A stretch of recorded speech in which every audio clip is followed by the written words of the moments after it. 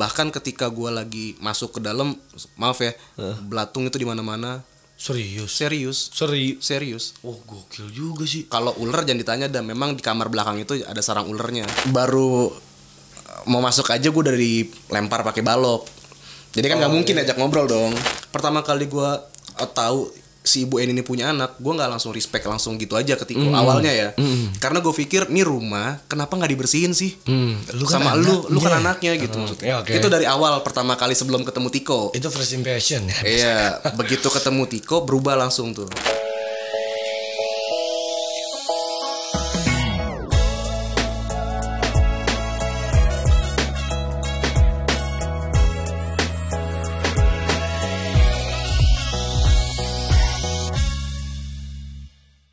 Halo guys, welcome back to Curiga, curhat bareng Renaga.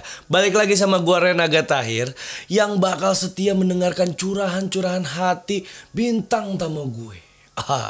Nah, jadi gini, gue punya cerita sedikit. Biasalah, kan gue juga butuh cerita, nggak cuma kalian aja. Jadi tadi tuh gue ngeliat-liat YouTube dan gue ngeliat konten yang kisahnya viral beberapa orang yang ternyata tinggal di rumah-rumah terbengkalai. Tapi kisah ini itu sebenarnya kadang ada yang memprihatin juga. Kayak gue tuh kok bisa ya kayak gitu kan. Sebelum kita ajak yang ngangkat kisah itu ke sini, kalian nonton dulu video berikut ini.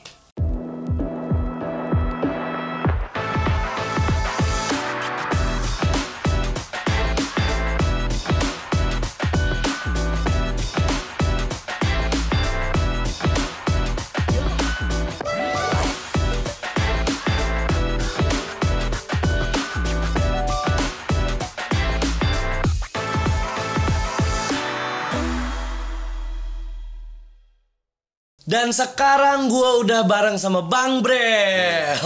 Apa kabar Bang Brel? Baik, alhamdulillah. Tadi perjalanan dari sana ke sini aman? Aman. Oke, Bang, boleh dong kita ntar sambil cerita-cerita juga banyak. Ada beberapa pertanyaan dan sebenarnya gue juga pengen nanya juga sih sebenarnya. Boleh. Ya, Bang Brel, sorry nih. Sebelum kita lanjut ke pertanyaan-pertanyaan yang paling intinya, ini gue mau nanya Bang Brel itu nama aslinya Bang Irfan kan? Iya, nama asli Irfan. Irfan Jayani. Kenapa dipanggil Bang Brel? Brel itu tuh nama panggilan di tempat kerja yang dulu. Oh, jadi kayak plesetin kata bro. Oh bro, bre. Iya, bre gitu. Tapi pakai w. Brel. Jadi sering banget manggil temen nih di tempat kerja, weh Brel sini gitu, ngopi. Jadi akhirnya dipanggil sama yang gue panggil pun akhirnya manggil gue jadi Brel. Oh gitu. Jadi tapi lu juga ngomong sama teman kerja lu tuh juga, Brel sini. Iya. Oh teman tapi akhirnya Bang Brel menjadi lu. Jadi gue gitu. Gokil juga ya Bang Brel. Kalau misalkan di ini kan bro ya kan. Iya. Weh sob. Sebenarnya plesetan dari kata bro sih. Oh iya benar. Bang, lu nih kan sebagai konten kreator YouTube kan. Nah, boleh cerita nggak sih awalnya lu terjun ke YouTube itu gimana dan kenapa jadi pengen terjun di dunia YouTube gitu? Karena COVID. Jadi karena COVID. Thank you buat COVID. Oh, ya. Sebenarnya saya juga waktu itu viral di TikTok gara-gara COVID. Gara-gara COVID. Jadi sebenarnya ya itulah, ada satu kejadian pasti ada hikmahnya kan gitu kan. Oh iya benar juga. Jadi karena COVID gue dipecat dari kerjaan. Terima kasih COVID. Kamu gara-gara COVID saat itu setahun kesel sama COVID, setahun kemudian akhirnya senang karena COVID. Oh, lebih bersyukur kali. Lebih bersyukur ya. Jadinya kayak bersyukur. Ternyata hikmahnya ini gitu. Cuma lu emang sebelumnya kerja di mana?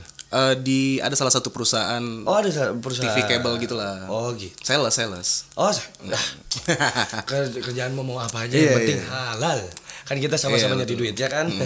Oh jadi sekarang berarti gara-gara pas COVID. Gara-gara jadi, COVID. Mencoba untuk ganti di YouTube.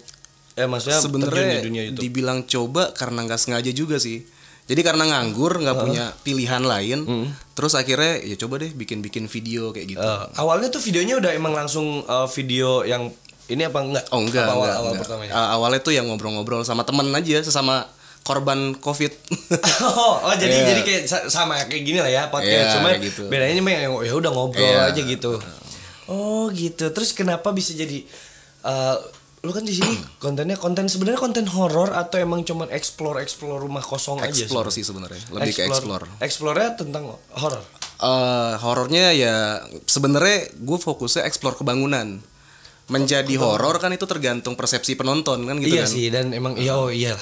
Kalau udah bangunan tua yang ini kan pasti gitu. Otomatis juga setan. Enak aja lu sebelum jadi setan. Tapi padahal ancaman terbesarnya itu bukan di setan sebenarnya. Tapi lebih ke hewan kayak ular. Oh, I see. Iya, terus bisa ada orang-orang mabuk di dalam rumah terbengkalai kan betul. Itu ancaman terbesarnya sih. Iya, sebenarnya di situ kan. Sebenarnya di situ. Berarti awalnya tuh emang cuma ngobrol terus akhirnya berpikiran untuk kayak aku coba video gini. Kalau ke horor sendiri kenapa lari sebenarnya pertama kali nge-YouTube kan ngobrol. Ada 5 genre sebelumnya yang gue coba. Wah, gila. Ada banyak juga. Iya, banyak. Gitu. Oh, jadi nggak langsung ke horor. Nggak langsung ke horor gitu. Jadi banyak. ngobrol dulu ada step by stepnya. Iya, ada mukbang lah. Gitu. Ada nyanyi lah segala macem. Sampai akhirnya ada satu namanya channel Bucin TV, temen. Oh, teman Bucin TV namanya. Terus gue ngeliat video dia, ini orang urat takutnya putus apa gimana kan gitu kan. Masuk ke tempat terbengkalai sendirian dan tidak terjadi apa-apa gitu. Penasaran awalnya. Oh, jadi penasaran pengen kok dia bisa sih begini ya? Kok dia aman aja mungkin ya kayak gitu. Akhirnya coba ngikut dia explore dan ternyata serem ternyata. Nah, gue juga ada pertanyaan nih. Sebenarnya kalau untuk horor itu sebenarnya ada nggak sih yang di setting setan lewat lah, suara-suara kayak gitu itu sebenarnya ada nggak sih? Kan nggak tahu ya. Kebutuhan dapur sih kalau itu. Tapi ya sih, masalahnya kan bukan dapur gue itu kan gitu. Bukan dapur lo. Bukan dapur gue. Ya mungkin luar ada lah kayak gitu. Kalau alam kita nggak ada yang tahu sih. Nggak ada yang tahu.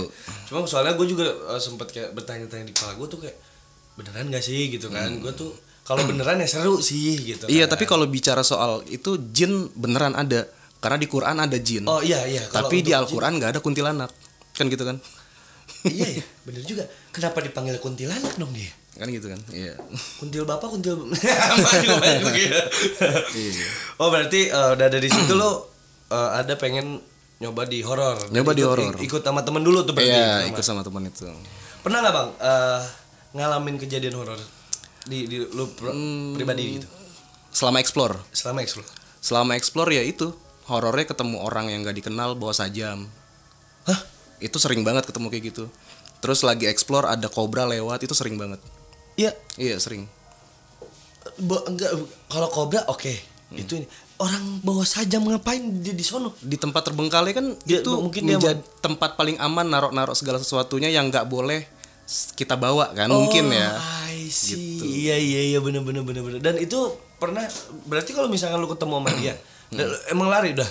Iya, mau nggak mau kalau ada dia mendingan gue nggak dapat konten karena nggak ada konten yang sebanding sama nyawa kan. Iya betul. Jadi mendingan cabut deh gue gitu. Betul. Tapi ada aja lo Bang yang bikin konten yang dia ya udah gue korbanin nyawa gue nih, yang penting gue dapat konten nih. Kan ada juga orang mungkin ada. Tapi kan kayak dari tinggi gimana, misalkan kayak konten-konten yang bikin dia naik gedung terus dia pakai apa, kan ada aja yang ada gitu aja. Oh, berarti emang sampai ada bawa sajam ya. Gila loh. Itu kalau tiba-tiba jadi pembunuhan itu konten. Bukan konten. Berarti sebenarnya segmen yang lu pengen cari apa sih Bang kalau misalkan di rumah-rumah kosong kayak gitu kan? Kan lu tahu gitu resikonya. Nah, apa sih sebenarnya yang lu cari untuk di ininya? Apa emang horornya kah atau emang lu mau ngasih lihat bangunan apa gimana ada gak? Kalau gue sendiri sih pengen nunjukin ke teman-teman bangunan terbengkalai itu ya kayak begini kondisinya. Dan pengennya tuh setiap orang nonton video gue jangan sia-siain rumah yang lu punya. Itu sih poinnya. Oh, poinnya di situ. Jangan sia-siain rumah yang lu punya atau apapun yang lu punya. Ya gitu apapun. Pokoknya yang lu punya jangan disia-siain deh. Betulan gue sering disia-siain Bang. Enggak bercanda. Oke, next. Kalau misalkan ngomongin YouTube nih, Bang Brew itu lu sendiri atau emang punya tim? Sendiri Bang. Lu explore pun lu sendiri? Sendiri, ngedit sendiri, ngevlog sendiri, dan yang paling penting nih, gajiannya sendiri. Oh iya iyalah. Kan itu kan terus sendiri ya.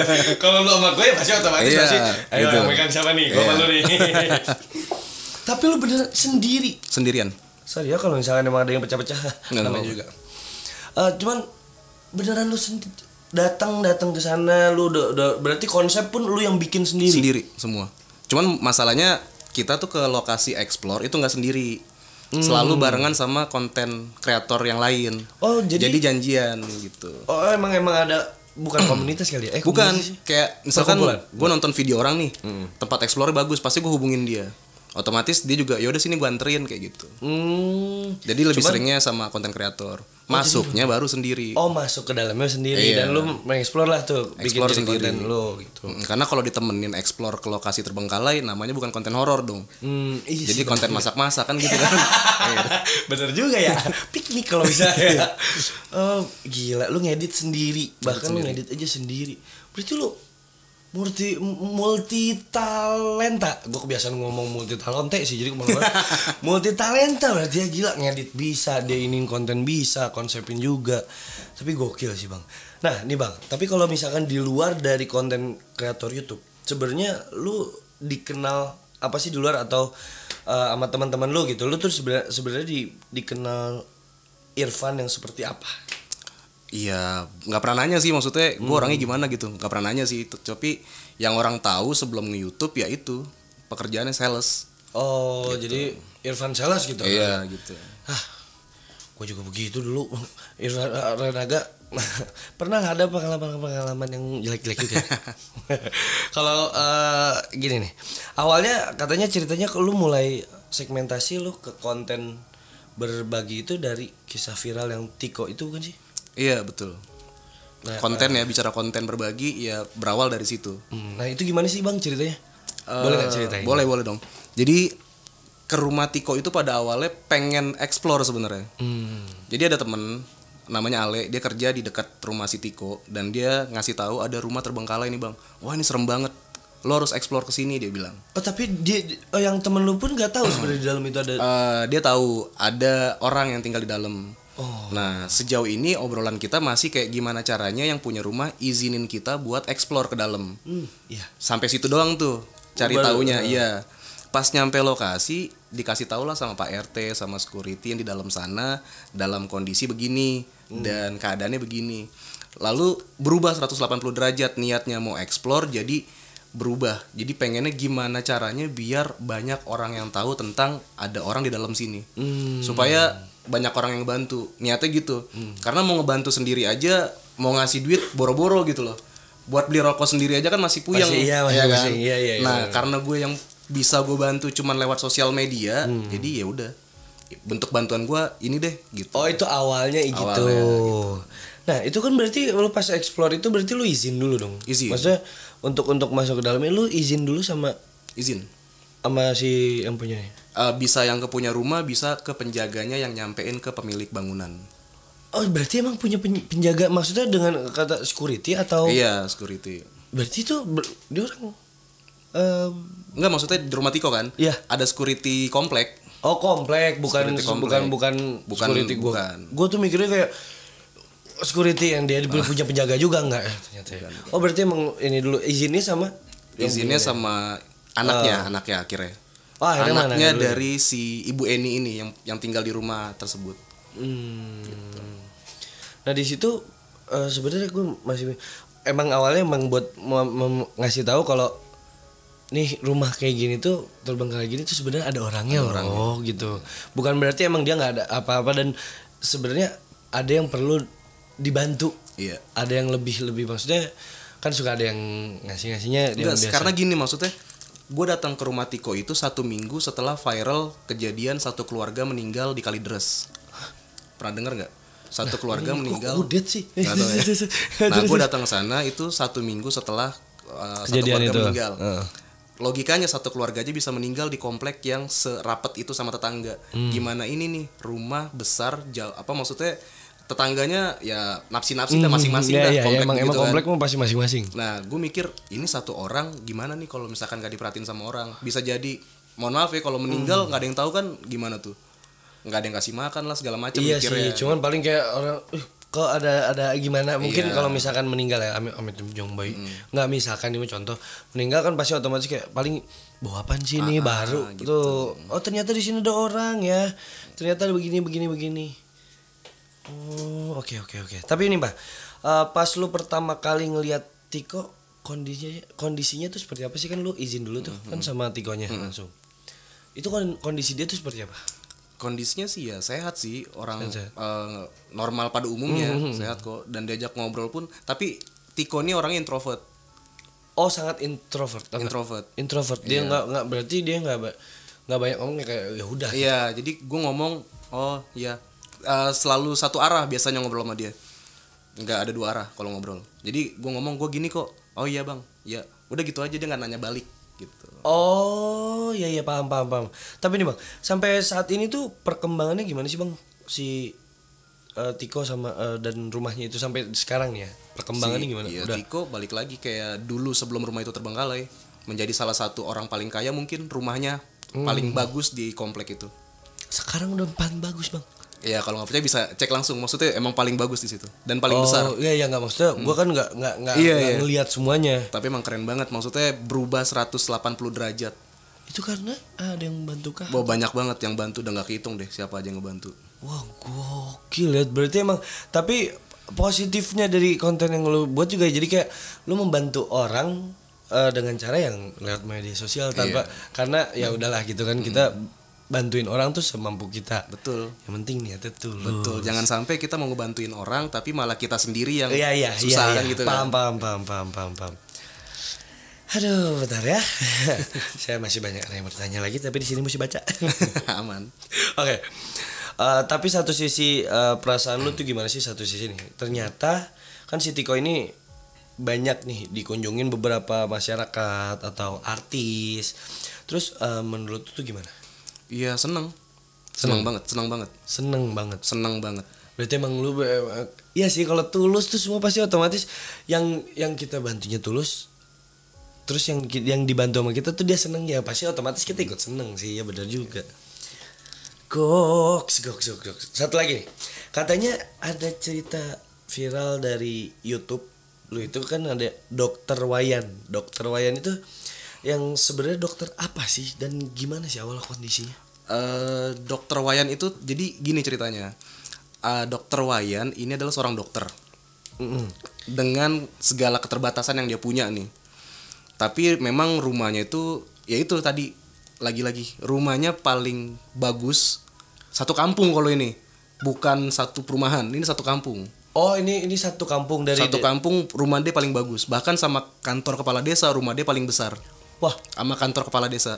berarti sebenarnya si dokter Ya dokter pernah Wayan- jaya pada masanya. Ya pernah jaya Pernah pada jaya masanya. pada masanya sampai akhirnya ada satu titik di mana dia tinggal sendiri di rumah itu dengan kondisi rumahnya terbengkalai, pohon nyelimutin rumahnya. Dari luar tuh kelihatannya udah kayak hutan aja, nggak tahu kalau di dalam itu ada rumah. Oh, Sampah di dalam berserakan. di dalam. Di dalam bahkan ketika gua lagi masuk ke dalam, maaf ya, belatung itu di mana-mana. Serius. Serius. Oh, gokil juga sih. Kalau ular jangan ditanya, dan memang di kamar belakang itu ada sarang ularnya. Sarang ular. Iya. Lah, itu Pak nggak dipacok. Dia pernah nanya sama dokter Wayan nggak takut. Iya, Dia iya, bilang iya. ya kobra juga makhluk hidup. Kalau saya matiin berarti saya matiin dosa juga saya, dia bilang. Jadi biarin aja selama saya nggak digigit. Ya iya sih, emang selama dia nggak digigit gak gimana. Iya, Gua juga cuma nggak kan gimana. bahaya kan. Coba kalau tiba-tiba cok, Nah iya.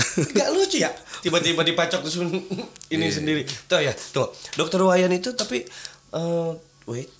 Awalnya lu enggak deh yang pertanyaan gue dulu deh biar bridging.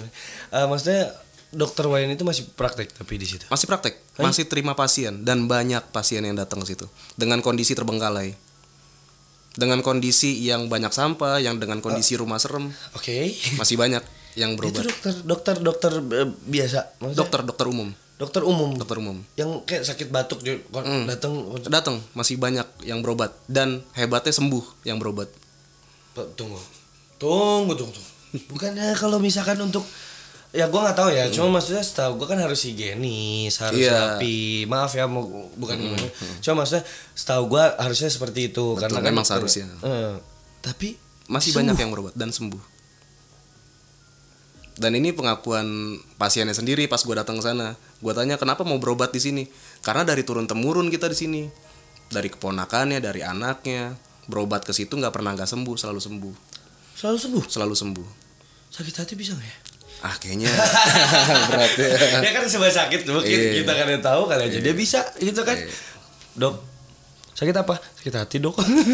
Tapi yang unik, setiap pasien yang datang itu nggak pernah dipatok untuk harga ya. Gue kira ngomongin kobra lagi. Iya, sampai selesai dulu ngobrolnya. Nggak pernah dipatok harga. Nggak pernah dipatok. Nggak pernah dipatok harga. Bahkan ada yang datang nggak punya duit, tetap diobatin. Dan ada satu waktu gue ketemu sama dokter Wayan, gue tanya, kenapa sih Pak mau ngobatin tanpa pungut biaya? Iya. Pak dokter aja perlu sama duit. Jawaban yang menarik, dia bilang orang yang datang ke sini tuh pengen berobat. Apa urusannya sama duit? Dia bilang gitu. Orang yang datang ke sini mau berobat apa urusannya? Iya sih, iya. Maksudnya cuman kan maksudnya dia memakai tenaga dokternya kan, dan otomatis pasti si dokter Wayan itu punya alat-alatnya dong. Iya, punya. Alat-alatnya itu kan mesti dibeli. Oke. Cuman ini itu jawaban dia. Orang datang ke sini pengen berobat. Apa urusannya sama duit? Wah, emang bener-bener udah di luar Nurul ini. Gak habis pikirin gue. Makanya itu. Gila. Ya itu sih maksudnya gue nggak tahu ya dokter Wayan itu dia belajar tentang apa gue nggak tahu. Tapi soal kehidupan kayaknya gue nggak nyampe tuh ke pola pikir dia. Karena jangankan manusia, kalau lawar aja sama dia dipikirin. Karena sempet mau ditebang pohon yang di depan rumah dia, karena kan ngalangin jalan juga kan. Jawaban dia, kalian mah enak, manusia bisa beli warteg kalau lapar. Kalau lawar, kalau pohon ini ditebang, makannya dari mana? Sedangkan mangga ini makanan utama dia. Gila, sampai kelelawar Pak, kelelawar. Ular aja yang macok dia bisa aja masih dipikirin. Gila. Oh nih Bang, gue mau nanya dulu. Kan lu berarti pertama lu ada explore, dan berarti lu mesti ada researchnya dulu lah. Maksudnya lu cari tahu dulu apa sih. Awalnya lu tahu dokter Wayan ini tuh dari mana? Nah, jadi si dokter Wayan ini selama kondisi begitu ada yang kasih makan, ada yang beliin listrik, token listrik. Pokoknya apapun kebutuhan dokter Wayan ada yang support di belakangnya ternyata. Itu temannya sendiri, teman dekatnya.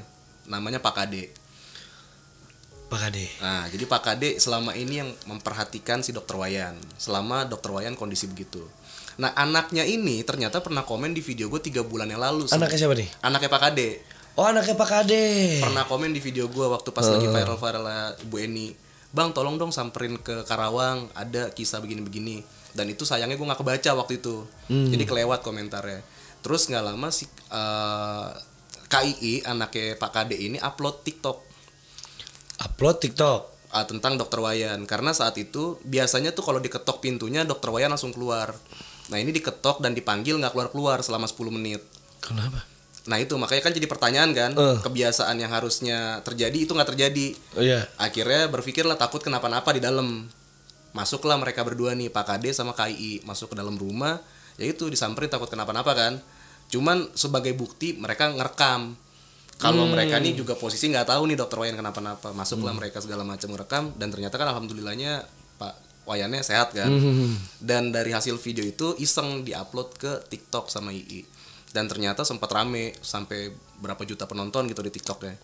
Dan banyak yang nge-tag gue di video itu untuk mengeksplor ke situ. Oh, berarti kesana. Awalnya tuh karena emang ya itu cerita jelasnya Bu. Jadi akhirnya pas lu lihat dan banyak yang ngetik lu, akhirnya gue samperin. Gue coba deh ke situ gitu. Malam itu juga gue samperin. Langsung maksudnya pas udah begitu gue lihat langsung malam itu juga gue samperin. Gokil juga ya. Rumah gue mau nggak? Kalau serem boleh deh. Ya kali aja datang ke sana. Iya. Tuh, ini biasa dia suka kadang geser ke sana, kadang ngaceng sendiri, gue bingung sama dia mah. Oke. Berarti emang lu tuh sebenarnya juga selain bikin konten ya lu juga emang ada niat baik dari konten-konten lu juga sebenarnya bukan sekedar konten biasa yang ditonton secara cuma-cuma, tapi emang bisa membantu juga. Itulah makanya kenapa gue putuskan untuk pindah genre lagi. Dari konten explore jadi konten sosial karena ada nilai kepuasan sendiri. Ketika gue berhasil ngebantuin orang tuh beda nilai kepuasannya.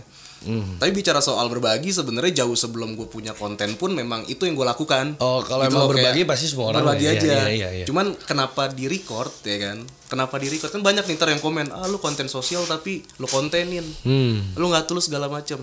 Masalahnya pekerjaan utama gue adalah YouTuber. Yang mana gue cari duit dari AdSense, ya kan? Betul. Gimana gue mau berbagi kalau gue nggak punya AdSense? Iya dong. Ya kan? Ini nih ya, nggak munafak. Ya, ngerti, tidak munafak loh ini. Nah, ya maksudnya semua orang butuh. Cuman ya orang kan beda-beda ya, orang ngebantu tapi ngebantu kan, Pak. Walaupun gue juga suka kadang suka pengen ngomong deh, kayak misalnya lu mah nggak tulus, kalau nggak tulus nggak dibikin, dan kalau dibikin ya bisanya begitu doang. Kalau misalkan ya udah, kalau dianya nggak berlebih, kenapa harus maksain nih? Karena gue juga banyak ya, maksudnya di konten sosial gue pun berbagi tapi nggak viral, nggak banyak penonton pun banyak, tapi tetap aja maksudnya berbagi gitu loh. Iya. Nah kecuali kan kalau gue anggota DPR, terus gue punya YouTube. Tapi gue kontenin pas gue berbagi. Nah itu kan beda cerita gitu. Iya, kalau lu kan emang YouTuber kerjanya gue gitu. Nah Bang, reaksi masyarakat tuh gimana sih kalau ketika akhirnya ada yang ngebantu kondisi Dokter Wayan? Ya kalau gue pribadi sih seneng. Maksudnya banyak orang ngebantu, ya seneng banget. Reaksi masyarakatnya tuh gimana? Kalau reaksi masyarakat sekitar ya, karena pertama gue datang ke sana mereka sudah tahu kisah Tiko. Jadi mereka antusias banget sih pas gue datang, ya alhamdulillah disambut gitu. Sampai gue dikasih tempat buat tidur selama gue ngerjain itu. Oh, nah itu berarti selama lu dikasih tempat tidur nih? Dikasih tempat tinggal ya. Saya kasih tempat tinggal selama lu mau ngerjain di rumah itu bersih-bersih. Oh. Bahkan niat utama gue sebenarnya mau renovasi rumah itu. Renovasi? Mau gue renovasi. Maksudnya ya gitu dah, kan banyak orang bantuin kan. Sebelum gue angkat ceritanya aja udah banyak. Ntar gue nyumbang cat ya, gue nyumbang pagar, udah banyak tuh kayak gitu. Oh, gue nyumbang kali 200 boleh nggak? Lumayan tuh, jeder. Lumayan deh. Enggak. Tahu aja, sering ya. Enggak sih, temen ya. Kali ya. Oh iya, berarti emang di situ tuh pengerjaannya berapa lama waktu itu? Niatnya sih nggak ada target ya, tapi untuk target hari nggak ada. Target utamanya tuh rumah berdiri lagi sampai ada plang praktek Dokter Wayan tuh berkibar lagi di situ. Target utamanya. Cuman maksudnya rencana Tuhan sama rencana manusia kan beda kan. Kita cuma bisa berencana. Berencana aja. Cuman ternyata target itu putus di tengah jalan, cuman sampai bersih-bersih aja. Karena yang mengharuskan Dokter Wayan tuh pulang ke Bali, jadi ya udah. Karena rumah mau dijual kan katanya. Rumahnya mau dijual. Padahal kalaupun dijual ya udah nggak apa-apa, gue bersihin kok, gue renovasi. Ya, malah lebih bagus kan. Nilai jualnya malah ada. Lebih naik lagi malah. Iya, kan, ketimbang sekarang kan gitu deh. Ya, paham. Nah, berarti di situ lo ada nggak sih Bang? Kayak misalnya hambatan ketika lo mau ngebantu orang-orang nih, kayak misalkan diizinin lah atau dimintain apalah gitu. Gue nggak tahu ya Dokter Wayan itu dia belajar tentang apa, gue nggak tahu. Tapi soal kehidupan kayaknya gue nggak nyampe itu ke pola pikir dia. Jadi misalnya gue mau ngangkat satu kisah dan gue mau ngelakuin sesuatu hal, banyak kayak oknum-oknum yang merasa kayak ini harusnya kerjaan gue nih, kenapa lo yang ngambil gitu loh. Tapi kalau misalnya lo itu risih nggak sih sebenarnya? Ya risih lah kalau digituin mah. Maksudnya Bang bantu gue dong Bang, gue kayak tadi sampai gitu. Bahkan di DM tuh banyak banget, Bang tolongin dong kirimin duit 200.000 kayak gitu-gitu banyak banget.